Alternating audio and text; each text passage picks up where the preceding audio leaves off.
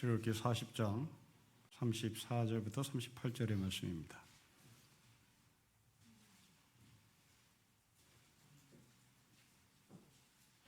우리 한 절씩 기도하겠습니다.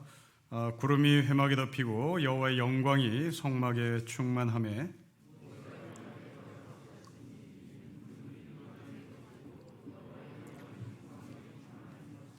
구름이 성막 위에서 떠오를 때에는 이스라엘 자손이 그 모든 행진하는 길에 앞으로 나아갔고, 같이 읽겠습니다. 낮에는 여호와의 구름이 성막 위에 있고 밤에는 불이 그 구름 가운데 있음을 이스라엘의 온 족속이 그 모든 행진하는 길에서 그들의 눈으로 보았더라. 아멘. 추수감사절 예배를 드립니다. 오늘 본문을 통해서 감사가 도대체 어떻게 고백되는지 한번 살펴보도록 하겠습니다. 여러분들이 저와 함께 읽은 이 본문은 굉장히 낯익은 본문입니다. 구름기둥과 불기둥이 나오기 때문에 그렇습니다. 40년을 함께한 구름기둥이요, 40년을 함께한 불기둥입니다. 이 구름기둥과 불기둥의 출발은 출애굽기 13장에서부터 시작합니다. 13장에서 시작한 이 구름기둥과 불기둥이 40장 38절에 와서 끝이 납니다. 자, 이 정도면 이스라엘 백성들의 입에서 감사가 나와야 하고 할렐루야가 나와야 되고 찬양이 나와야 하는데 좀 이상합니다. 여러분 38절 맨 끝을 보십시오. 그들의 눈으로 봤습니다. 아무 감정이 없습니다. 40년 동안 구름기둥과 함께했다면, 불기둥으로 함께했다면 할렐루야가 나와야 합니다. 감사가 나와야 합니다. 찬양이 나와야 합니다. 그런데 봤습니다. 성막 위에 있는 구름, 성막 위에 있는 불을 그냥 봤습니다. 여러분, 이것이 감사입니다. 감사는 일상이어야 되는 겁니다. 일상이기 때문에 우리는 감사하다는 말을 하지 않는 겁니다. 여러분 위해서 감사하다는 말이 나올 때는 그것은 특별한 일일 겁니다. 일상이 감사입니다. 우리는 지난 9달 동안 일상이 감사요, 아무 걱정 근심 없이 예배에 나오는 것이 감사였던 것을 알았습니다. 늘상 일상적인 예배는 우리가 감사하다는 말을 한 적이 없습니다. 그러나 그것이 감사였던 겁니다. 맛집이라고 하는 유명한 집을 찾아가 보면 정말 외부 사람들만 줄을 서서 맛집을 찾지, 그 지역 사람들은 맛집을 찾지 않습니다. 왜 그럴까요? 그 맛집은 특별한 맛을 갖고 있기 때문에 그런 겁니다. 그러나 그 현지인들에게는 그 집은 특별한 맛이 아닙니다. 현지인들은 자신의 집에서 먹는 그 밥이 늘상 감사였고 일상의 식사였기에 유명한 집을 찾지 않는 겁니다. 비싸면 감사하다고 생각합니다. 먼 거리에 있으면 감사하다고 생각합니다. 새로운 것이 있다면 감사라고 생각합니다. 그렇지 않습니다. 여러분들이 입고 있는 그 명품이라는 옷도 외출할 때만 입는 것이지 대부분의 시간은 이름 없는 허름한 옷을 입고 살아갑니다. 그 허름한 옷이 내 몸을 보호하는 것이고 그 허름한 옷이 나와 함께 장시간 보내는 것입니다. 재벌이라고 해서 세 끼 모두가 산의 진미를 먹는 것은 결코 아닙니다. 그것은 드라마일 뿐인 겁니다.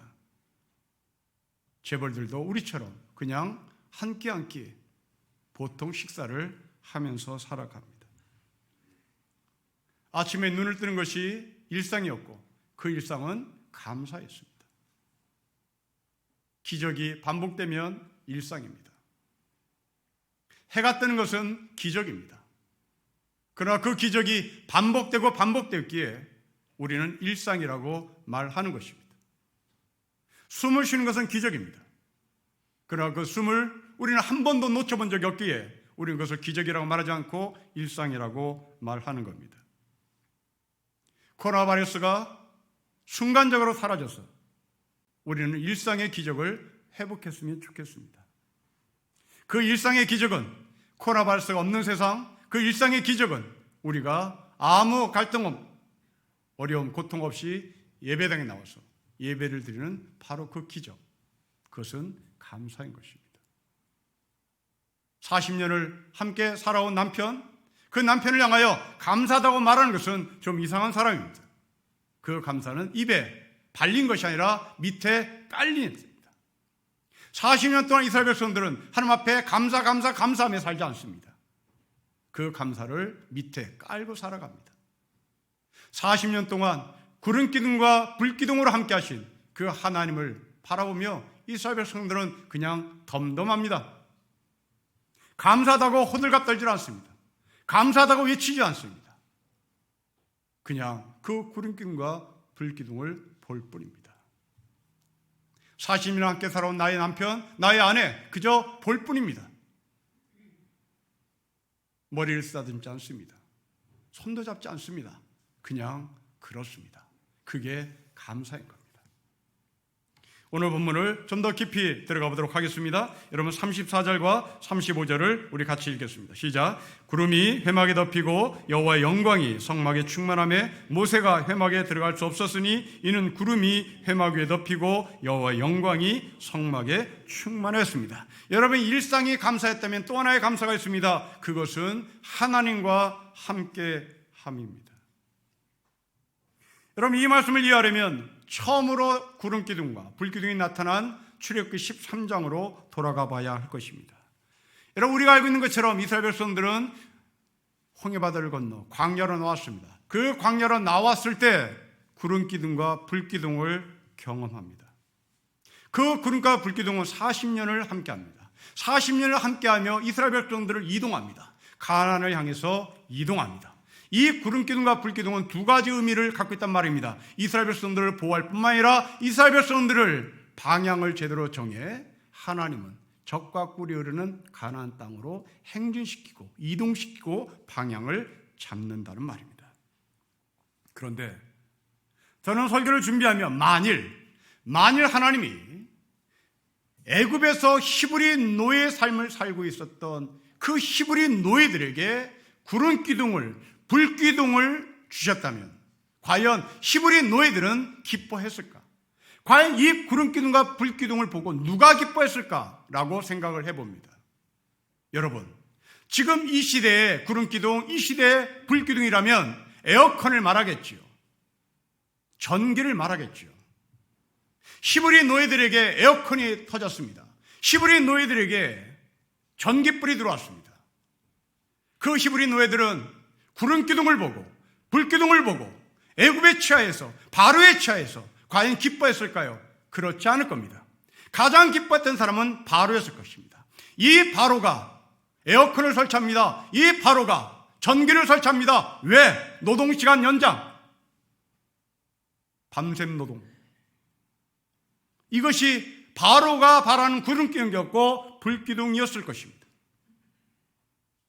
바로 손에 잡힌 구름기둥, 바로 손에 잡힌 불기둥은 결국 히브리 노예들에게 죽음이었고 고통이었고 짓밟힘이었을 것입니다.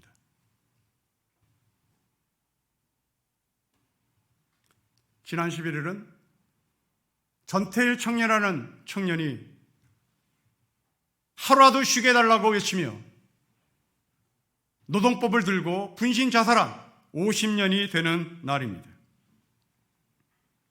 독실한 감리교 교회를 다녔던 기독 청년이었습니다. 너무나 고통스러웠습니다. 그런 전태일에게 구름기둥을 보여줬다면, 그런 전태일에게 불기둥을 손에 줬다면 그 사람은 더 고통스러운 노동의 현장에서 잔업을 하고 또 잔업을 하고 날밤을 새우며 일을 해야 했을 것입니다. 한 손에 성경, 다른 손에 근로기준법을 들고 정말 사람답게 살게 해다오 외쳤던 그 전태일의 죽음은 우리나라 노동법을 현실화시키는 축복의 도구로 하나님은 사용하셨습니다. 우리는 그 사람의 빚을 지고 있습니다. 엊그저께 대통령은 그 죽은 청년에게 훈장을 수였습니다. 훈장을 수여하면서 아주 고통스러운 대통령의 말을 했습니다. 청년 전태일은 아직도 부족하다고 말하겠죠. 아직도 멀었다고 말하겠죠. 네, 여전히 우리는 멀었습니다. 노동법을 개정해달라고, 노동법을 현실화시켜달라고 외쳤던 50년의 외침이 아직도 제2의 전태일, 제3의 전태일이 늘어나고 있습니다. 어떤 정신 나간 국회의원은 50시간, 52시간 노동시간을 유예하는 것이 전태일의 정신이라고 헛소리를 하고 있습니다. 여러분, 이것이 바로 바로가 손에 구름기둥이요, 바로가 손에 쥔 불기둥입니다. 특히 이 노동시장에 가장 고통받는 사람은 여성인 것 같습니다. 통계에 의하면 우리나라 20대 여성은 대학 진학률이 남성들보다 8% 앞선다는 보고가 있습니다. 이 땅의 20대 남성들보다 여성들이 대학 교육을 더 많이 받고 있다는 말입니다. 그런데 올해 이 20대 여성들 12만 명이 실직을 당했습니다. 아니, 대학 진학률이 8% 앞서 있고 지식률이 더 높음에도 불구하고 왜 우리나라 여성들 20대 여성들은 올해 12만 명이 실직을 당했을까요? 그것만 아닙니다. 올해 20대 여성들이 자살을 하겠다고 자살 시도했던 숫자가 3,005명입니다. 그리고 그 중에서 296명이 죽었습니다. 20대 여성들입니다. 아니, 지식이 남성보다 앞서고 지식이 남성보다 앞섰다면 더 전문 지식을 갖고 있다는 얘기고, 그 전문 지식을 갖고 있다면 이 여성들이 전문직에 취직을 해야 된다는 말이고, 그런데 왜 이 여성들이 12만 명이나 실직당하고, 왜 이 여성들이 3,005명이나 자살 시도를 하고, 왜 이 여성들이 296명이나 죽어야 한단 말입니까? 청년 전태일이 죽었을 때 기독교인들은 유명 모색에 찾아가서 예배를 드려달라고 부탁했습니다. 그러나 이 땅의 최고 지도자 목사들은 자살했기 때문에 장례를 치르지 않겠다고 내던졌습니다. 여러분, 그 청년 전태일은 자살했습니까? 아닙니다. 자기 몸으로 자기의 삶을 마감한 것뿐입니다. 그 전태일은 사회가 죽인 겁니다. 타살입니다. 그 타살당한 이 사람을 자살했다는 이유로 이 땅의 최고 기독교 지도자들은 외면했습니다. 이 땅의 노동시장의 여성들 아직도 갈 길이 멉니다. 옛날에 은행에 여자 행원이라는 이름이 붙은 사람들이 있습니다. 똑같은 은행 업무를 보는데 여자란 이유로 월급이 상당히 낮았습니다. 그들이 바로 여행원이었습니다. 지금도 마찬가지입니다. 지금도 엄마의 모성의 희생을 요구하는 직업은 다 월급이 적습니다. 간호사 전문직임에도 불구하고 모성애를 희생을 요구하는 그 간호사들의 직업은, 그 월급은 의사들보다 훨씬 떨어집니다. 사회복지사, 어린이집 선생님들 월급이 한참 떨어집니다. 왜? 거기에는 엄마의 희생을 요구하는, 모성애를 요구하는 그것이 이 월급에 포함됐기 때문에 그런 겁니다. 여러분, 세상에 이런 이상한 월급쟁이가 어디 있겠습니까? 왜 여성을 직장에서 엄마의 희생을 요구합니까? 왜 당당한 노동자의 자격과 노동자의 권리와 노동자의 대우를 하지 않고 왜 간호사에게 엄마의 희생을 요구합니까? 왜 사회복지사에게 엄마의 희생을 요구합니까? 여성들이요, 깨십시오. 모성애를, 엄마의 희생을 요구하는 직장의 사용주들에게 나는 노동자요, 나는 내 지식을 들고 이 회사의 지식을 놓기 위한 전문 지식이라고 외쳐야 됩니다. 그렇지 않으면 바로 손에 들려진 불기둥, 바로 손에 들려진 구름기둥, 바로 그것은 그의 손에 쥐어졌을 때 복지라는 이름으로 사람을 짓밟을 것입니다. 여러분, 이 세상에 회사에서 말하는 복지는 모두가 복지라는 이름으로 걸머준 바로의 손 불기둥이요, 바로의 손에 들려진 구름기둥입니다. 결국 감사의 기준은 내가 누구와 함께하는 것입니다. 구름기둥과 불기둥이 바로의 손에 들렸을 때는 결코 감사가 있을 수 없습니다. 구름기둥과 불기둥이 하나님과 함께 했을 때 이스라엘 백성들은 감사가 있었습니다. 40년 동안 해고당하지 않았습니다. 40년 동안 잘리지 않았습니다. 40년 동안 무사히 광야의 길을 걸어왔던 겁니다. 마틴 부버라는 학자는 말합니다. 모든 참된 삶은 만남으로부터 시작한다고 얘기합니다. 누구를 만나느냐, 누구와 함께하느냐, 이것이 참된 삶이냐, 이것이 거짓된 삶이냐는 것을 마틴 부버는 우리에게 말했습니다. 바로와 함께하는 구름기둥, 불기둥은 짓밟힐 뿐인 겁니다. 노동의 연장일 뿐인 겁니다. 시대를 앞서가는 누군가는 말했습니다. 머리 좋은 것이 마음 좋은 것만 못하고, 마음 좋은 것이 손 좋은 것만 못하고, 손 좋은 것이 발 좋은 것만 못한 법입니다. 관찰보다는 애정이, 애정보다는 실천적 연대가, 실천적 연대보다는 입장의 동일함이 더욱 중요합니다. 입장의 동일함, 그것은 관계의 최고 형태입니다. 대부분의 지식인들은 실천적 연대를 소중히 여깁니다. 그러나 시대를 앞서가는 이 선생님은 실천적 연대보다 더 중요한 것은 입장의 동일함입니다. 그와 함께합니다. 그 사람의 처지에 내려가는 겁니다.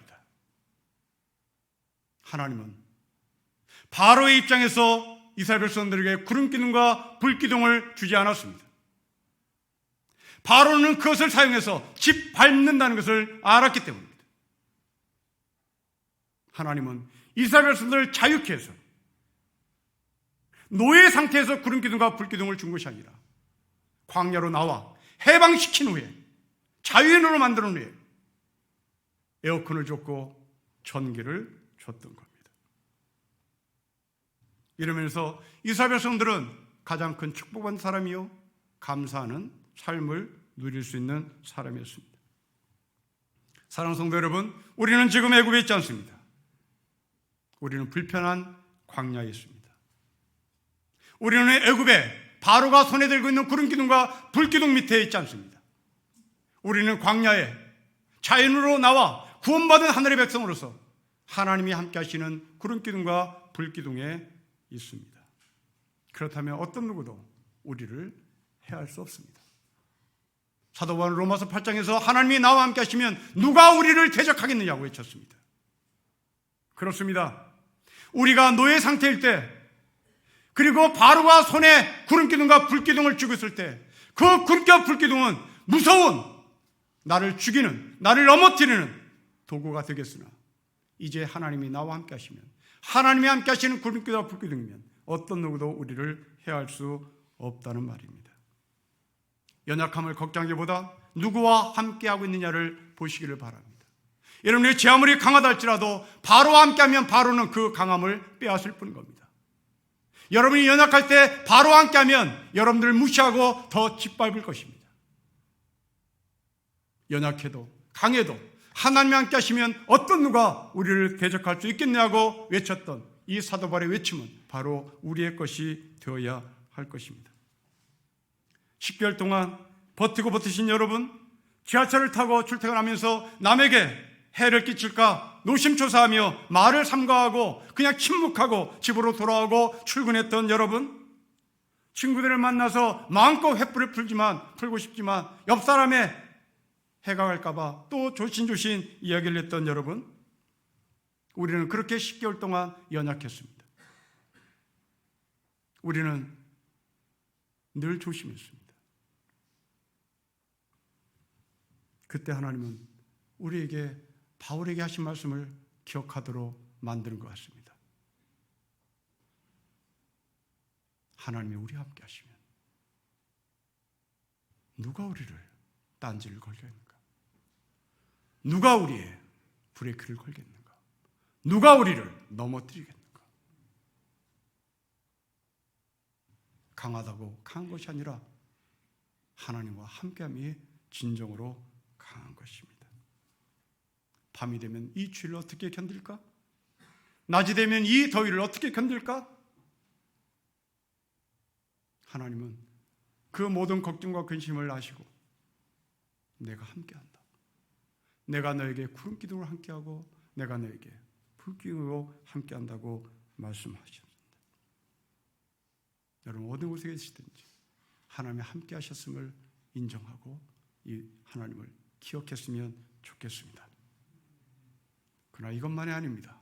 누구와 함께하는 것보다 또 소중한 것은 36절에 있습니다. 여러분 36절을 보십시오. 우리 같이 읽겠습니다. 시작. 구름이 성막 위에서 떠오를 때는 이스라엘 자손이 그 모든 행진하는 길에 앞으로 나아갔습니다. 방향입니다. 하나님과 함께하는 불과 하나님과 함께하는 구름은 멈추는 불과 멈추는 구름이 아닙니다. 그 구름과 불은 나아가는 구름이요, 나아가는 불이었습니다. 이사야 선지자는 일어나 빛을 발하라고 말씀했습니다. 여러분 이 말씀을 했던 이사야 선지자의 배경은 이스라엘 백성들이 바벨론에서 고향 땅으로 돌아왔을 때의 참혹한 현장이었습니다. 70년 동안 황폐한 이스라엘 땅, 그 땅은 이제 승냥이만 넘쳤습니다. 사람들의 인심이 각박했습니다. 모든 땅은 타들어갔습니다. 잡초만 무성했습니다.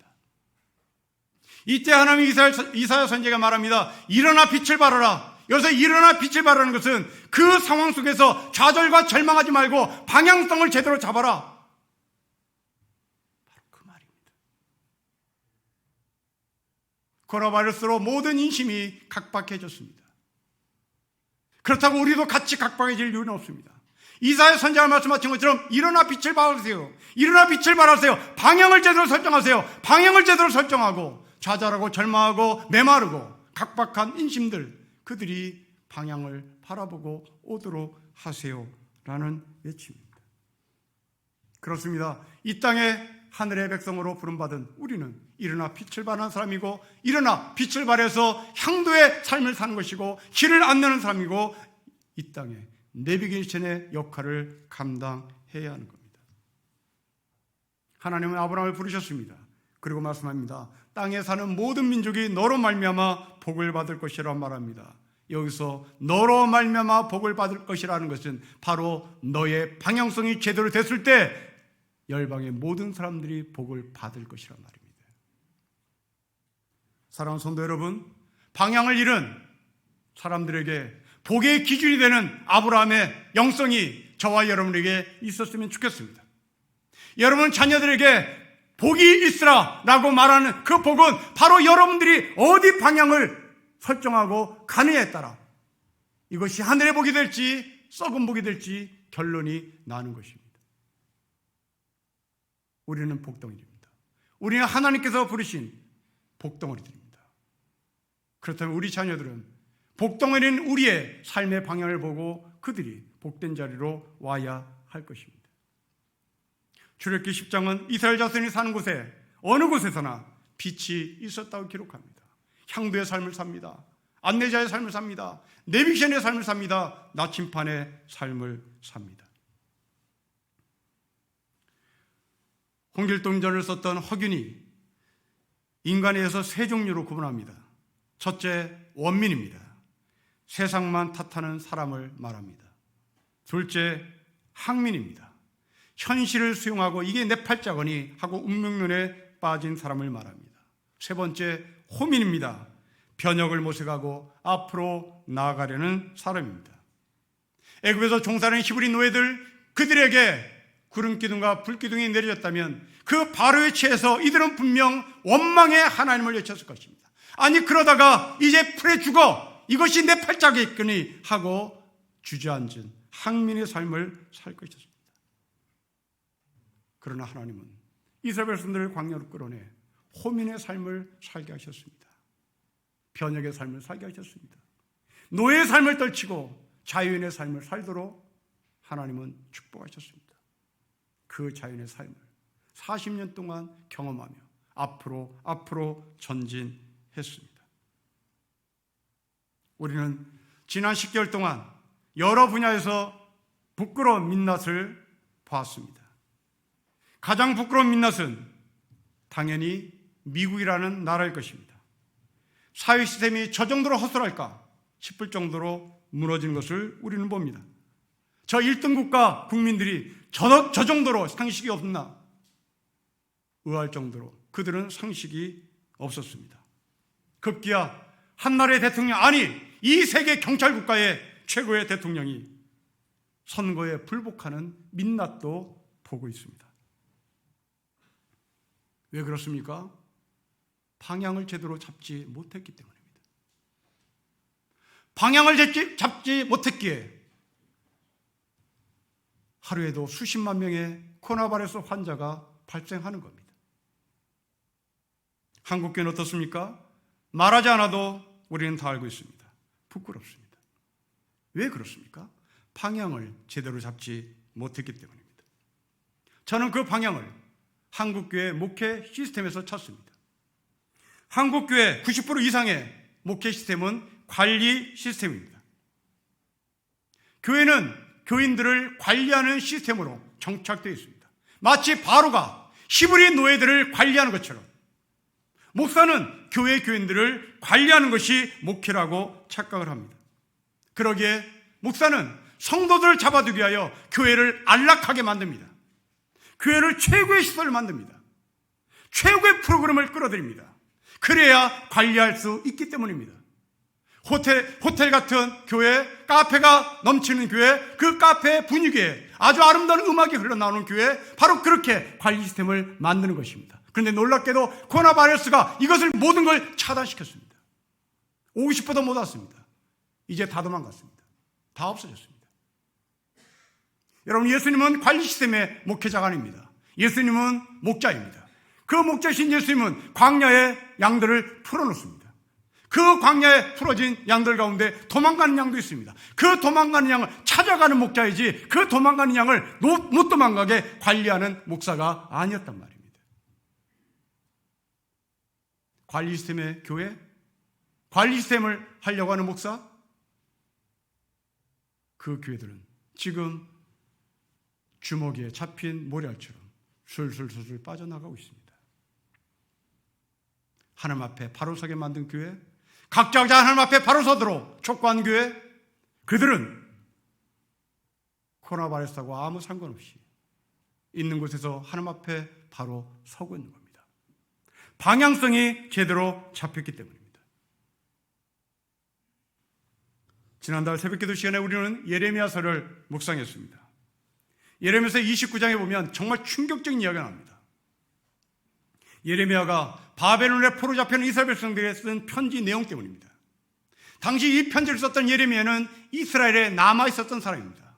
이 이스라엘에 남아있었던 예레미야가 바벨론에 포로 잡혀간 이스라엘 백성들 자기 동료에게 편지를 쓰는데 이 편지의 내용은 대단히 충격적입니다. 첫째, 이스라엘 백성들아, 바벨론에 뿌리 내고 살아라. 거기 집 짓고 살아라.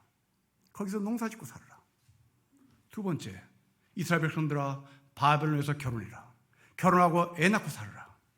세 번째, 이스라엘 백성들아, 바벨론의 평화를 위해서 기도해라. 여러분, 민족적인 관점에서 이 예레미야는 내공로입니다. 어떻게 하나님의 백성을, 어떻게 이스라엘 백성을 바벨론에서 뿌리 내고 살아라, 집 짓고 살아라, 애 낳고 살아라, 농사 짓고 살아라, 그리고 그 땅의 평화를 위하여 기도하라고 말합니까? 여러분, 이것은 국수주의자들, 민족주의자들에게 있어서 배은망덕한 일이고 이 사람은 내공로입니다. 실제로 당시 이스라엘을 떠나지 않았던 지도자들은 예레미야를 매국노로 넘겼습니다. 그리고 감옥에 쳐넣습니다. 여러분, 왜 예레미야는 이스라엘의 미래 방향을 그렇게 잡았을까요? 그리고 나머지 지도자들은 바벨론의 포로로 잡혀간 이스라엘 백성들에게 말했습니다. 아니다, 곧 해방된다 외쳤습니다.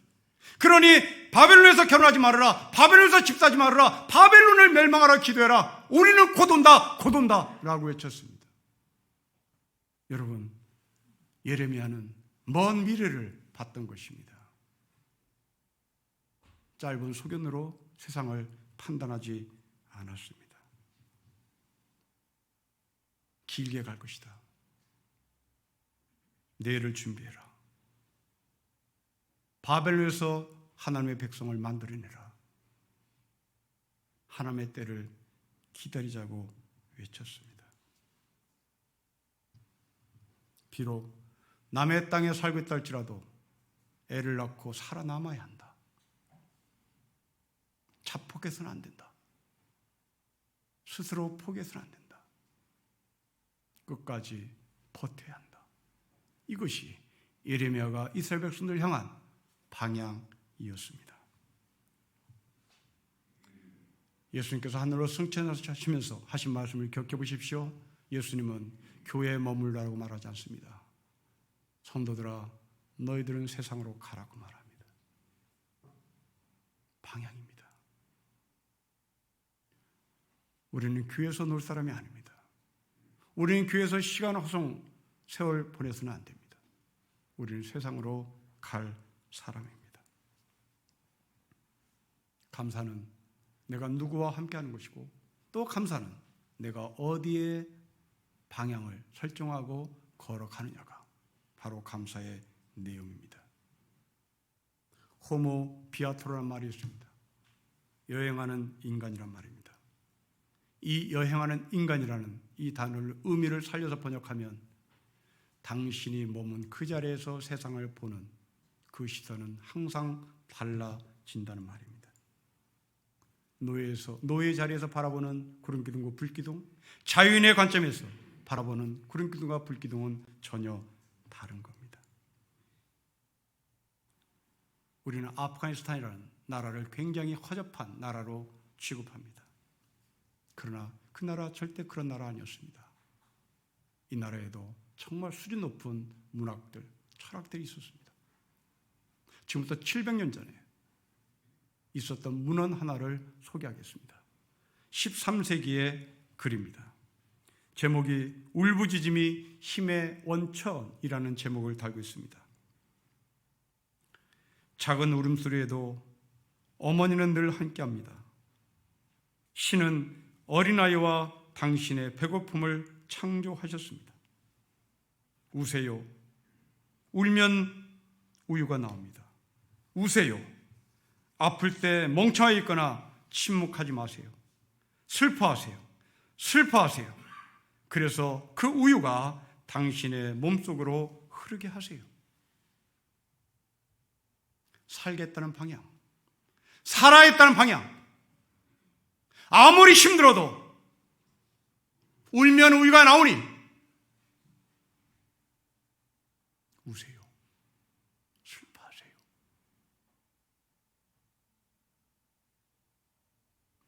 방향이 분명하다면 우리는 울어야 답을 얻을 수 있는 겁니다.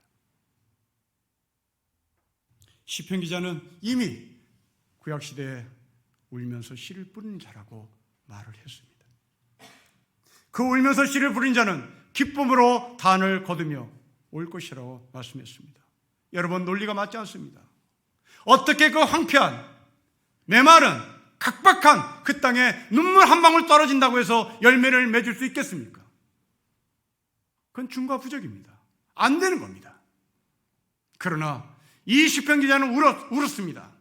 울면서 씨를 뿌렸습니다. 내 눈물 한 방울이 이 척박한 땅에 떨어지면 이것이 홍수 같은 물이 되어서 열매를 맺을 것이라는 소망을 가졌습니다. 방향성입니다. 여러분의 눈물 한 방울이 씨를 발화시키고 여러분의 눈물 한 방울이 싹이 트고 자라서 열매를 맺을 것이라고 하는 이 방향성이 분명한 하늘의 소망이 있었으면 좋겠습니다. 우세요. 우세요. 울면 우유가 나옵니다. 교회에 존재하는 이유입니다. 교회가 존재하는 이유는 일상의 기적인 것을 알려드려야 할 공동체입니다. 우리는 일상의 기적인 것을 우리는 지난 9달 동안 톡톡히 경험했으니 말씀드리지 않아도 될 것 같습니다. 교회가 존재해야 할 두 번째 이유는 바로 올바른 방향을 제시해야 합니다. 참된 교회는 하지 말아야 할 것과 할 것을 구분할 수 있는 지혜로운 교회여야 합니다. 참된 교회는 멈출 때가 있고 가야 할 때가 있다는 것을 아는 것입니다. 멈추거나 움직일 때 방향성이 옳아야 하는 겁니다. 언젠가도 저는 여러분에게 저의 간증을 말씀드린 것 같습니다. 저는 목사가 되기로 결정했을 때 세상 뒤를 곳이 없었습니다. 정말 세상 뒤를 곳이 없었습니다. 예수처럼 살고 싶었고 예수처럼 살겠다는 의지도 분명했습니다. 당시에 제 대학 다닐 때 여의도 순복음교회는 삼중 축복이라는 설교를 밤낮 했습니다. 저는 그것이 거짓복이라고 정리했습니다. 저는 지금도 예수님이 세상과 벗하고 예수님이 세상이 원하는 복을 준다고 연결시키는 설교를 저는 믿지 않습니다. 지금도 이 생각은 변함이 없습니다. 하지만 나도 모르게 이런 생각이 점점 퇴색되어 가고 있는 것 같습니다. 세상이 가끔 무서워집니다. 예수님처럼 살고 싶은 자신감이 있었으나 이제는 예수님처럼 살려고 하는 것이 아니라 성경을 해석하고 있고 성경을 설명하고 있고 예수를 해석하고 있고 예수를 설명하고 있는 저를 봅니다. 누군가 말했습니다. 성경을 읽을 때는 성경의 밑줄 긋는 것이 아니라 당신의 삶의 밑줄을 그어야 한다고. 여러분, 저는 어느새 성경의 밑줄을 긋고 있습니다. 성경을 설명하고 있습니다. 예수를 소개하고 있습니다. 선생이 되어버리고 말았습니다. 성경의 밑줄을 긋지 말고 자신의 삶의 밑줄을 그으라고 한 선생의 말은 굳어지지 말라는 것으로 해석을 합니다. 그렇습니다. 굳지 말아야 움직일 수 있습니다. 몸이 굳으면 죽은 것입니다. 정신이 굳으면 죽은 것입니다. 살아있다는 것은 생명이 있다는 것은 굳지 않음을 의미합니다. 우리가 분주한 일상생활 속에서도 하나님 앞에 무릎을 꿇는 것은 죽지 않았다는 것을 확인시키는 축복입니다. 목이 뻣뻣하면 기도할 수 없습니다. 허리에 힘이 가면 기도할 수 없습니다. 기도는 머리를 숙이는 것입니다. 기도는 무릎을 꿇는 것입니다. 기도는 허리를 굽히는 것입니다. 목이 뻣뻣하고 무릎이 굽혀지지 않고 허리가 꺾이지 않으면 우리는 기도할 수 없는 죽은 목숨입니다. 이러면서 저는 엘리야가 참으로 부러웠습니다. 얼마나 유연했길래 엘리야는 두 무릎 사이에 얼굴을 파묻고 기도했을까? 오늘 예배드린 여러분 가운데 두 무릎 사이에 얼굴을 파묻으신 사람은 이 여기에 아무도 없습니다. 두 무릎 사이에 얼굴은 안 들어갑니다. 두 무릎 사이에 얼굴을 들어갈 수 있는 사람은 체조 선수밖에 없습니다. 그런데 놀랍게도 엘리야는 두 무릎 사이에 얼굴이 들어갔습니다. 얼마나 영성이 살아있으면, 얼마나 몸이 유연하면 그 사람은 두 무릎 사이에 얼굴을 파묻고 기도했을까요? 그랬더니 저 서편하늘에 손바닥만 구름 한 조각이 엘리야를 향해서 환상으로 보였습니다. 이런 기도의 축복입니다. 우리가 환상을 보지 못하는 이유는 허리가 딱딱해졌기 때문일지도 모릅니다. 무릎을 꿇지 않았기 때문일지 모릅니다. 머리가 뻣뻣해서 그런 것 같습니다. 하나님과 함께하는 감사의 삶, 바로 그것은 생명 있는 사람입니다. 허리를 통해야 되겠습니다. 허리를 유연해야 되겠습니다. 목에 힘이 들어서는 안 되겠습니다. 하나님은 이스라엘 백성들과 함께했습니다. 40년을 함께했습니다. 일상에서 함께했습니다. 그리고 하나님은 가나안을 향해서 방향을 설정하고 이스라엘 백성들을 인도해 나갔습니다. 사랑하는 성도 여러분, 여러분의 삶의 방향이 정해졌습니까? 그 방향은 누구와 함께합니까? 바로가 주는 구름기둥과 불기둥을 함께합니까? 하나님이 히브리 노예에게 주신, 자유인에게 주신 하늘의 구름기둥과 불기둥으로 함께하십니까? 우리의 인생의 여정을 주님의 이름으로 제대로 설정하는 교회가 되었으면 좋겠습니다. 우리 모두가 무릎 꿇고 기도하는 생명의 사람 하나님께서 축복해 주시기를 주의 이름으로 축복합니다. 기도하겠습니다. 하나님 아버지, 성막이 움직입니다. 성막이 움직입니다. 갈짓자로 움직이는 것이 아니라 분명한 방향성을 가지고 움직입니다. 그 방향성에 향도가 된 하늘의 성막이 이스라엘 백성들을 인도해 나갑니다.